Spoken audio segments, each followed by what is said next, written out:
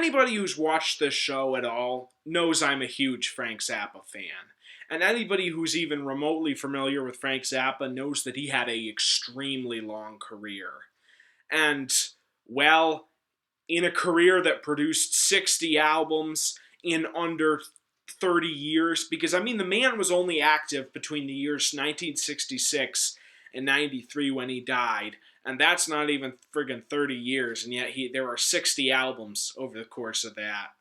There's going to be a fair amount of stuff that is of lesser quality, and thankfully the first half of that discography is pretty free of dreck, but the second half is not so lucky. The 1980s was bad to a lot of people, but it was really bad to Frank Zappa. Not so much because he was forced to compromise his principles and become a pop star, but more because I get the sense that he got very bored with his rock albums after You Are What You Is. You Are What You Is, an ambitious double album, was really kind of the last hurrah of Frank's rock efforts. And don't worry, we're going to talk about You Are What You Is as part of our upcoming double albums and various other curiosities such as rock operas and triple albums, which we are doing with things like Nine Inch Nails' The Fragile and The Wall,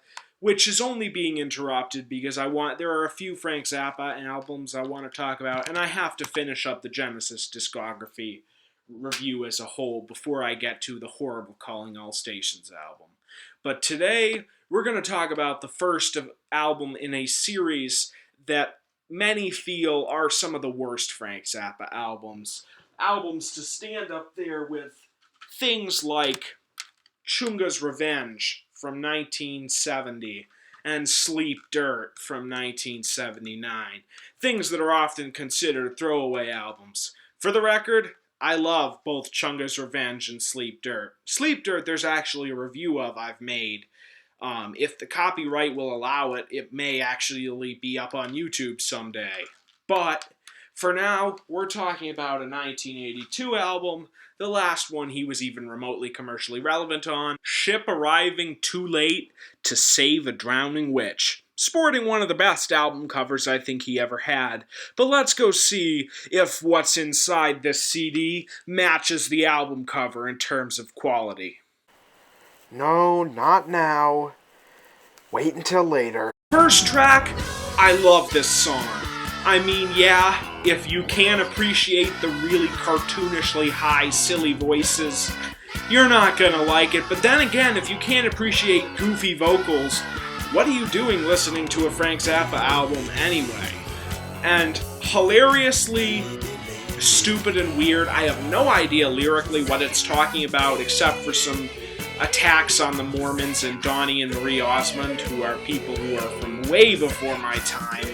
And I assume it's just attacking whiter-than-white bread people the way Frank liked to. That and the fact that the song's definitely about sex. But other than that, it's just a great little stupid song. Oh, her. She's just a stupid valley girl, dude. This song was a collaboration between Frank and his daughter, Moon Unit. And this was the last time he was anywhere near successful commercially. This song, much like Don't Eat the Yellow Snow and amazingly in Europe, Bobby Brown Goes Down, became incredibly successful as a novelty single and spawned a cultural phenomenon of these so-called moronic valley girls. And also a early 80s movie featuring Nicolas Cage, which means that we have Frank Zappa to thank for starting Nicolas Cage's movie career. Yeah, I don't know what to think about that one. Track 3, I Came From Nowhere. Dude, does that make you a nowhere man? I Come From Nowhere features, I think it's Roy Estrada, singing in one of the most unbelievably annoying voices you could ever imagine. And musically it's quite good, but I don't know, those vocals kind of turns me off. Track 4, Drowning Witch. This song totally redeems the album. Clocking in at 12 minutes, it's easily the longest thing on this album, and can be counted with envelopes as sort of one song. Now, the first minute or two of this could be your prototype for half of the Frank Zappa songs from the early 80s. Got sort of a basic, some music, and Frank singing and talking like this over it in a supposedly humorous manner. Whereas this time it actually works, whereas some certain other times it was less successful. Like, for example, something like the Jazz Discharge Party Hats from the Man from Utopia.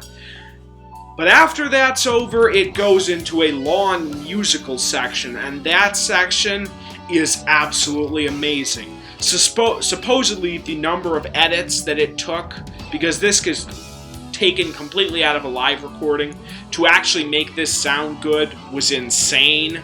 But in the end, I would say it was well worth the number of edits. Track 5, Envelopes. Envelopes is excellent. Mostly it's just a continuation of the whole Drowning Witch theme, but it's amazingly sort of menacing and ominous, and somehow the 80s synths work better than you would expect, and especially that weird, cartoonishly maniacal laughter in the background during some parts. I would say that this, combined with The Drowning Witch, is easily the best thing on this album.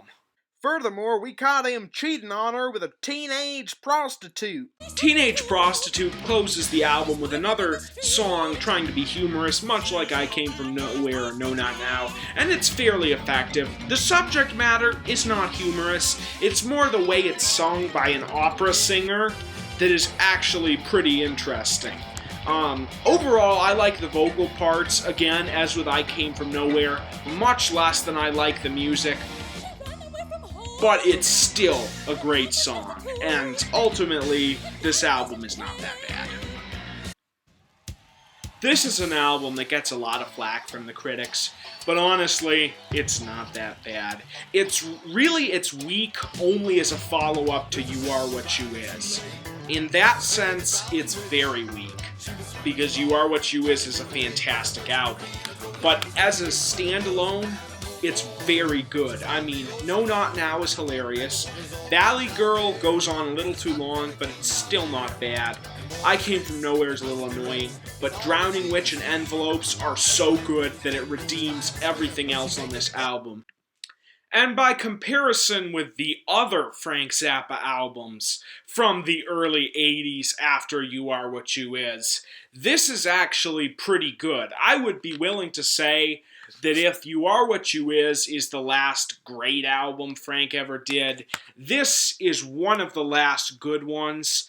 Unless something really changes between me doing this review and me doing the review of Man from Utopia, unless Man from Utopia really improves itself on a second and third listening, the next couple Frank Zappa reviews from the 80s are going to be very negative. But I don't want to end on such a negative note, and so, while I wouldn't recommend this as a first buy, pick it up eventually, because it's still pretty good.